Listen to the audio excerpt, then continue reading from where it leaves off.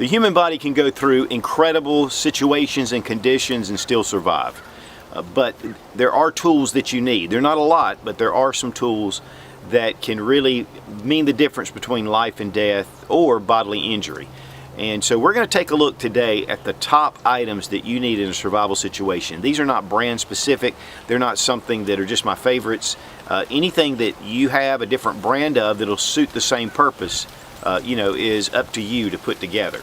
But a lot of times these survival bags and bug out bags and things like that get so complicated that we really need just to kind of pare it down to the top items. Now I tried to make this list just the top 10, but after going through it, there were some items really that kept kind of haunting me, so I thought 15 items would be it. And so I put together 15 items. The top 10 I'm going to list, not necessarily in a specific order, but these are items that you're going to need in a extreme survival situation. But I always base my survival philosophy on the rule of threes. And this is the time it takes to survive without these items. And the first is 3 seconds without hope. And putting together some kind of plan gives you a basis for hope.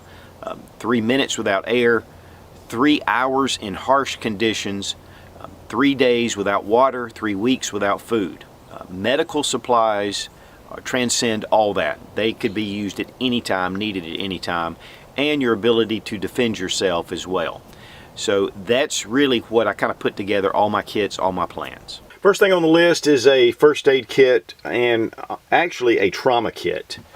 Just having a boo-boo kit's not enough. A couple of things that you really want in here is some kind of tourniquet, and I have a cat tourniquet, some compression gauze, things like that. Having a trauma kit, you can get one kind of small like this. They're fairly reasonable, but they definitely can save your life until you can get professional medical help.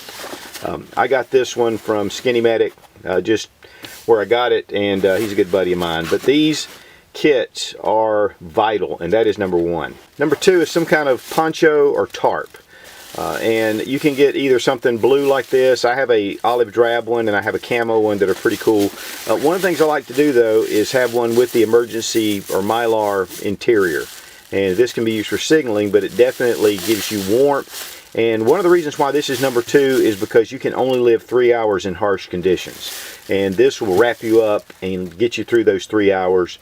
These can also be used for shelter, and they do have eyelets. And it can be a ground cover to keep you warm. There are so many reasons why having a poncho or a tarp or even a heavy meal trash bag is one of the things I always keep in my kits. You can do a lot with that as well. Number three is a fire kit. Multiple ways to make fire. And I have a lot of different things in here. Lighter, I have a butane lighter, I have a fire steel, I have waterproof matches, I have a knife for the striker in case I need it, or to cut a little bit of tinder or whatever. I do have Vaseline and cotton balls as my fire starter. These are awesome, they're easy to make, they're cheap to make. Well, I have a tea light candle. But one thing that's a little bit unique is I put some wood in here. Now you can use fat wood or whatever. This gives you a little bit more burn time than just the Vaseline and cotton balls. But this is called Fierce Fire. It's from my good friend from Tender Torch, Ingalls Creek Wilderness Outfitters. I did a review on his Tender Torch wood. It was phenomenal. This Fierce Fire is even better. So this is just something that I really like to have a little extra, because I'm going to tell you guys, and if you've ever tried to start fires in rough conditions or just regular camping or setting up a bonfire, sometimes fire can be difficult to put together, and having multiple ways is a great thing for survival. And I keep everything in this little kit, this little Maxpedition EDC kit. I have about 2 or 3 of these that I like to keep around. But do you have to have a fire kit? No, just have a means to make fire. Next is some way to purify water. I personally like filter straws, even a Katadyn Hiker Pro or Sawyer Mini, or there's so many different ones that you can get, or just some Clorox and boil the water, whatever. There's a number of different ways to purify water. But I really like the filter straws because it gets out a lot of the microbials. This is a Renovo Trio. It is excellent, but I do have others, and so whatever fits. One thing that if you really want to go minimal is a little Frontier filter straw, and they'll filter about 20 gallons of water, and that'll get you through. But there are iodine tablets. There's a bazillion ways, but without any way, you're going to have a hard time. And the last thing you want to do is get sick drinking water that's not really pure. And because water is so important in the rule of threes, you also need something to carry that water, some kind of container. And so I have a little canteen here, but this actually has a filter built in, but I didn't want to, it's a little redundant, but I didn't want to add it into the list. But some kind of canteen, and really it's great to have some kind of little cup. And the reason for the cup is if you need to boil the water. So, you know, it's just one of the aluminum GI cups. And as you can see, it's very well used. But these are invaluable, and they fit perfectly with your canteen or any kind of metal container that doesn't have plastic, and then you can keep these clean. So this is something to me that's really vital. Plus, we need to cook food, whatever, right here. And this canteen with the filter is an indoor filter system, and I have done a review on this previously, but the filter's built into the lid. It's a great little thing, but again, container. Good fixed blade knife, one that you can actually do some field work with, and this one is definitely one of those. This was actually made by G-Code a few years ago, and these are no longer being produced. So it doesn't really matter about the knife, but something with a holster or a sheath, a good, strong field knife. And this can be used for so many different tasks, but I can actually baton wood and things like that, even chop if I need to. But plus, this can also be used in a self-defense situation if needed. Now, in the rule of threes, you can live 3 weeks without food, but you can't keep up your energy and your mental acuity unless you have something going and keeping food in your system. This really gives you a lot. Plus, it builds morale as well. So, some kind of food. I like really getting the SOS emergency bars. This is Lifeboat food. It's actually really tasty, and it has a 5-year shelf life as it is. So this is just a smart way to go. To me, it's heavy. So if you want to kind of rotate Cliff Bars out and things like that, you can do that as well. There's a lot of options, just keeping a little bit of food handy. A flashlight is invaluable, especially in the dark, being able to see. Batteries are not part of the list, it's just you need to have extra batteries. Now I picked this little Olight for a specific reason. It is one of the S2 batons. I'm really a big Olight fan. But one of the things about this light, I kind of back and forth this with a headlamp, because, you know, headlamps give you hands-free. But one of the things you can do with this is take your ball cap, if you have one, and put the light on here, and to be able to use it, you know, and that just makes it really cool. So if you're going to go with a really cheap flashlight or some kind of light source, you may want to go straight with a headlamp. But there's a lot of different light options. This is just one that I happen to have and that would fit on the ball cap. Now for number 9, I had to really think about this one. And a shemagh or a bandana is really critical if you're in a smoky environment, if you're in a environment like with 9/11 where there was dust everywhere, being able to breathe, and especially if you're on the go, if you're running. But having something to cover your face, plus this will cover your head. There's a lot of different uses for this, but the reason why this is on the list where it is it definitely would help with kind of filtering your air a little bit. But there are a bazillion uses. In fact, I think I did 50 uses of a bandana, which would also fit with the shemagh as well. But yeah, it can cover your head, it can keep you cool, it can keep you warm. So a lot of good reasons for a shemagh or a bandana. You may need to cover your face to hide your identity, just according to the situation. Not something unlawful, but you just might need to.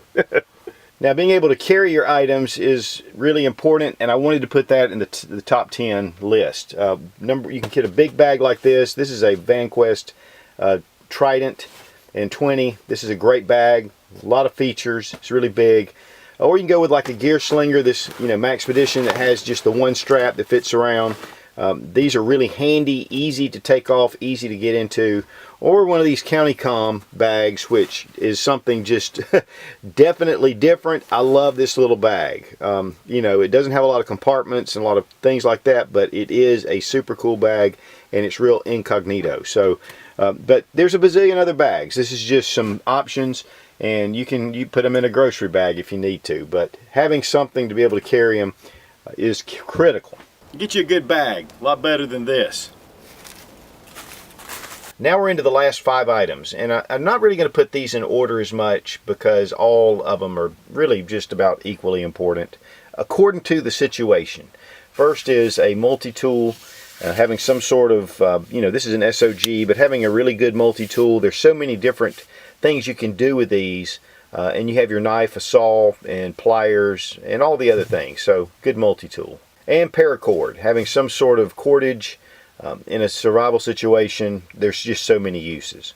This is one of the spool tools. I have it on, but you can, wrap it up around a dowel rod or just have a wad of it. But you can also use regular cotton string. You can use whatever you can use for tying down. The paracord is a little more expensive, and make sure you get these at least 7-strand military spec stuff. I think they've even gone to 9 strands now. There's so many different things you can do with it. But if you just have some sort of cordage, you'd need cordage. Duct tape. Duct tape's a big one. There's a bazillion things you can do with duct tape. So that's one of my top 15. But the Gorilla Tape's really strong. You don't necessarily need a roll this big. In fact, I would say don't get a roll this big. But this is for my shop, so duct tape. Next would be an axe. An axe, especially in a situation where you need to cut through, you need to build a shelter, you need wood, you're in an urban environment and you need to get into a building or out of a building. A good axe is really great to have so many uses. This is one of the CRKT axes, very well made. I'm actually getting ready to review this axe specifically, so it's not even been marred. But I do have the Zippo 3-in-1. It has a saw blade with it. It has this hammer at the back. The axe is just excellent. And I went through a whole review on this, and I was very impressed. In fact, this has found a permanent place in my truck. So the Zippo 3-in-1 tool is kind of a bunch of different features, and so I really like it. But a good solid axe you just can't beat. Now the final item on the list is a firearm. If you're not a concealed carry holder, or if you don't have a firearm, this would be really closer in the list. The reason why I put these at the bottom of the list was if you're in a really high stress situation, civil unrest, looting, things like that, a good shotgun's hard to beat. And it also is great for hunting. You don't have to aim as much for bird, different things like that. You're going to be able to have a little more advantage over, let's say, this 22 rifle. This is a 12 gauge, but you can go with different gauges, whatever you feel comfortable with. This is a TriStar Tactical 18-inch 12 gauge Marine Coat. This is a great shotgun. I'm getting ready to do a review on it. But whatever shotgun you want to pick. I mean, a Mossberg 500 or Remington 870, whatever. As far as 22 rifles is another option. One of the things about 22 is it's quiet, it's very cheap, it's easy to carry a lot of ammo. The one thing about this, this is one of the U.S. survival rifles by Henry Arms, but this is still a great option in 22. So it's just according to what direction you want to go in, and this will still be a good self-defense option if you need it. Not quite as effective as a 12 gauge. But so either 22 or 12 gauge, something for hunting and for more of a self-defense type firearm. And definitely don't forget your ammo.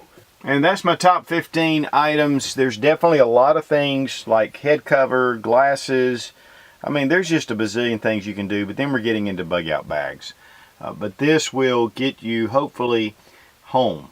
And that's really the big thing. Survive and thrive. And so, guys, in the world we live in, whether it's, environmental disasters, whether it's civil unrest because of racial tension, whether it's a terrorist act, just having these things available to you, have them packed somewhere, it's just sensible. And not only for yourself, but also do it for those you love. Now, I'm going to assume that you're dressed for conditions, that you have an EDC with you. That's not necessarily mandatory, but, whether it's your flashlight, your wallet, your phone, a knife, and of course if you're a concealed carry holder, your handgun. One thing that's really critical is to always kind of keep a good pair of shoes either on your feet or in your vehicle. So while this isn't the end all, there's a lot of other items that would aid you in survival. These to me are the top 15. If you have other options, please list them down below in the comments. It's always great to see the different ideas that come out through the comments, and a lot of guys read those. And of course, I always get the nut jobs who come on here and say that this is dumb to put all this together, I'm a paranoid freak and blah blah blah. Yeah, when the survival situation hits you, don't come knocking on my door. Be strong, be of good courage. God bless America. Long live the Republic.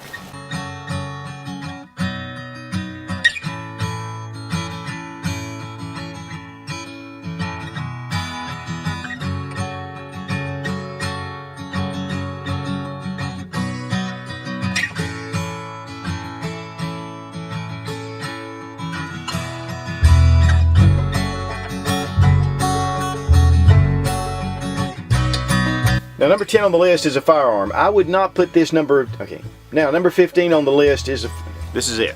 Now the final item on the list is a firearm. We're going to be a little redundant and have those as well. All right, well, there's so many different ways to look at it, okay, that you need for a survival problem.